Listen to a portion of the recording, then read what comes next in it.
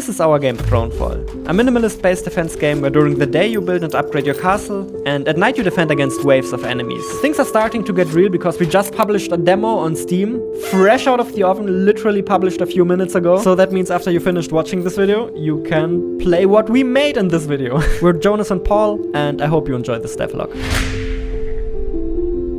I still had to test and balance the waves for Frostsee, the third level in our game, so that means deciding which enemies spawn when and playing the level over and over again. The next morning I was pleasantly surprised to see that Paul got started on a pretty nice looking menu screen. I'm not too keen.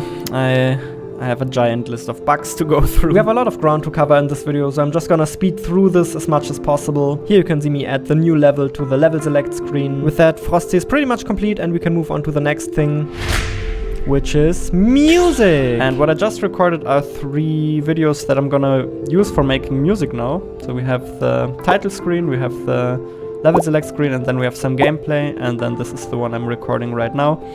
And these 3 I'll just drop right into Cubase now, so I can start making some music for them. Let me show you. This is very, very different from the Will You Snail soundtrack, so tracks took me quite a while to get right. This is just the very first attempt for the menu.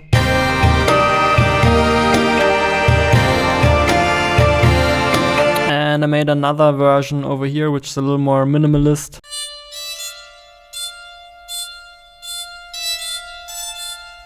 I quickly realized that the most important thing for making something sound medieval was to get the percussion sounds right. So moving forward, I put my focus way more on that.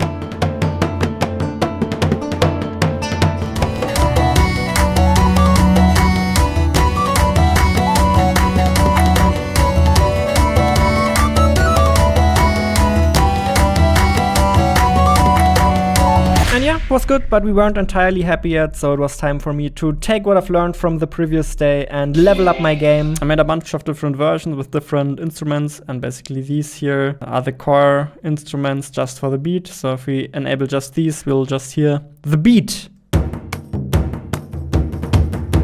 Then we can add a couple of instruments, for example, the flute, which is our favorite, I think, so far.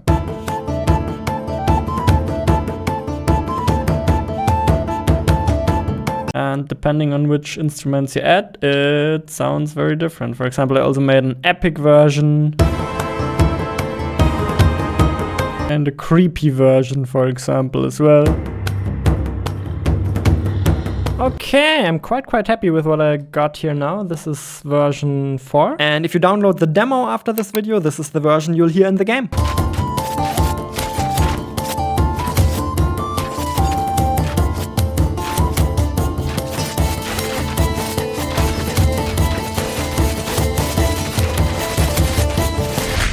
I can imagine you're getting a bit tired of seeing me work on music, so what can I say?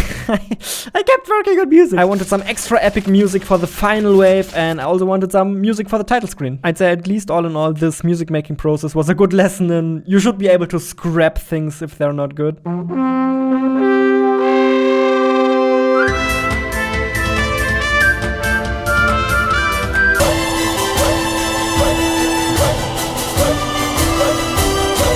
Okay, I'm getting tired of this as well. We're skipping ahead. This turned out to be the title screen music. And for the final wave I got...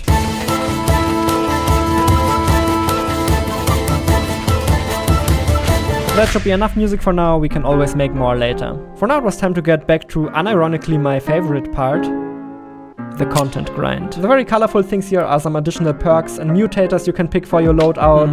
Here, for example, the range of all of your archer units is greatly increased. That should be a fairly easy one to implement. Paul sent over some new UI mockups for the loadout selection, and I thought it looked pretty cute. Definitely quite a lot cleaner than what I had. And we're just gonna speed forwards a bit.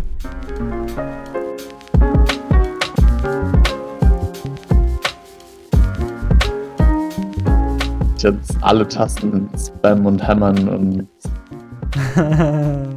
kann es Unbreakable. I was still busy implementing new perks, which, as usual, led to some unexpected bugs. I wanted to add a perk that allows the player to teleport through mineshaft. Sometimes it worked, and sometimes it didn't. Ta-da! Actually, ChatGPT-4 knew how to fix the issue, so that's cool. It works now. Another day, woo!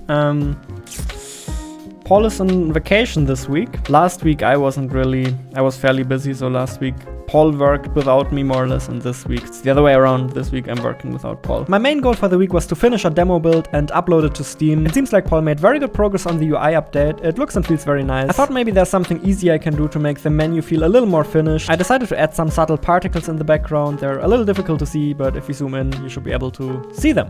They look very nice. I had to fix up the tutorial because in the last devlog the gameplay changed so much that there are a bunch of new mechanics that we have to teach now, so my goal is to kind of implement that into the tutorial. And you can see the tutorial manager is quite complex and long. Like there are tons and tons of different texts that can be shown, and each of those texts has very specific requirements for when it's shown and so on and so forth. So you can imagine that it's quite annoying and tedious to add anything new to this or to refactor or rework this in any way. And I usually keep track of all of the bugs and issues I still gotta fix on a little sheet like this. So here you can see I cross out all of the to-dos that are already taken care of. I can now find Thronefall and Thronefall demo. Incredible. It feels like I somehow managed to spend my entire week just on reworking the tutorial. Here I initially had an arrow pointing over here, but I felt like that was taking attention away from this pop-up here. So I removed the arrow and now only this message is popping up here. So tons and tons of custom code to make all of that happen. Use left shift or RT controller to sprint when you're at full health.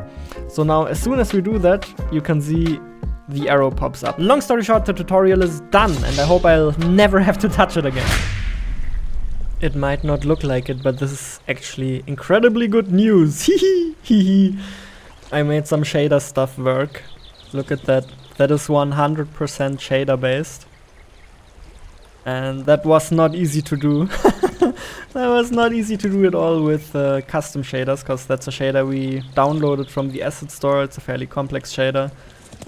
And yeah, this would have been, honestly, this would have been impossible to implement without GPT. Like, it didn't just spit out the correct solution, it's not at that point yet, but it helped me to understand those shaders in a reasonable amount of time, and I managed to implement this in a very reasonable amount of time. I'm extremely hyped. A few moments later. Now I apparently broke everything and nothing works anymore, so that's frustrating. A few moments later.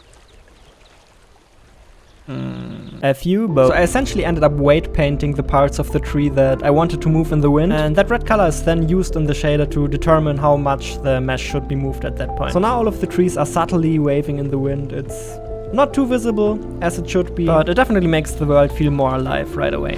There was still some more work to do for the demo of the game, namely putting some restrictions on which levels you can play and how far you can progress in the meta progression. The trailer on the Steam page desperately needed an update, so I recorded some footage and started putting a new trailer together. Paul gave me some pretty good and reasonable feedback for the trailer. I had to reshoot the footage without UI, but I think in the end it was worth it. Only 16 shots and only 7 sound effects. Usually I have more sound effects, just added a little bit of wind here, or what is this? Oh, it's more wind.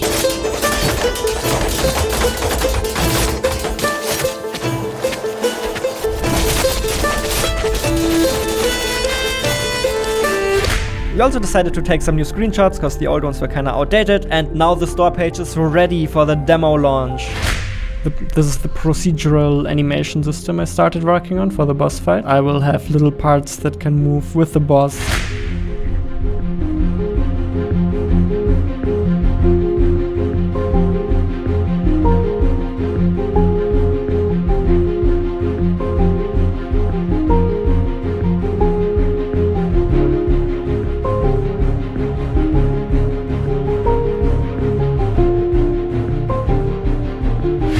So let's say goodbye to the old placeholder visuals for the boss, and let's say hi to the Ice Moloch. have another component here where I can change the animation state of this procedural animation to now it's spitting enemies.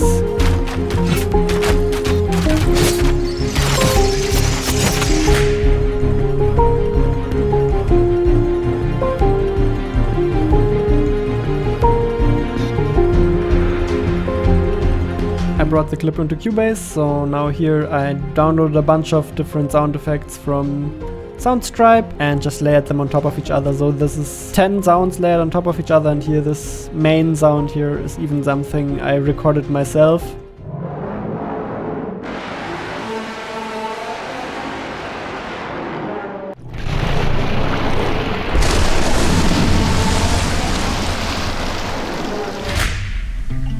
There's a lot of empty areas still here, so we would either have to fill all of that up, or what I'm thinking is you don't really need to see that area, right? So instead of filling that up, I think it might also be good to just move the camera a few, but you don't need to see this. All you gotta see is this. So now you can fight here and basically see your base at the same time. I talked with Paul and we decided to revert the change because keeping the king in the center feels kind of more immersive.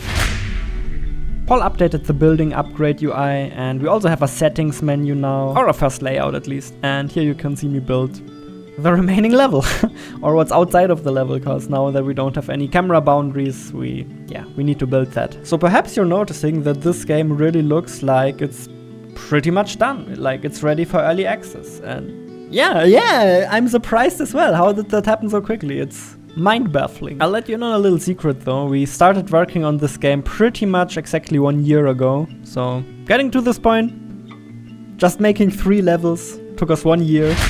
The reason why we're only at day 150 or so is because you take it a bit easy, right? I have other projects to work on. I still work on Will You Snail a little bit. I work on my YouTube channel a little bit. So we're not spending full 5 days a week on Thronefall. The main reason we're faster is because there's 2 of us this time. So compared to Will You Snail, everything's happening twice as fast this time around. Speaking of fast, I did a little performance check and things were not looking so great actually. Even on my high-end gaming PC, we're running under 60 frames per second and there's not even any combat going on. Luckily, there's some low-hanging fruit. For example, instead of drawing all trees individually, we can merge them into batches, and that reduces the amount of draw calls quite significantly.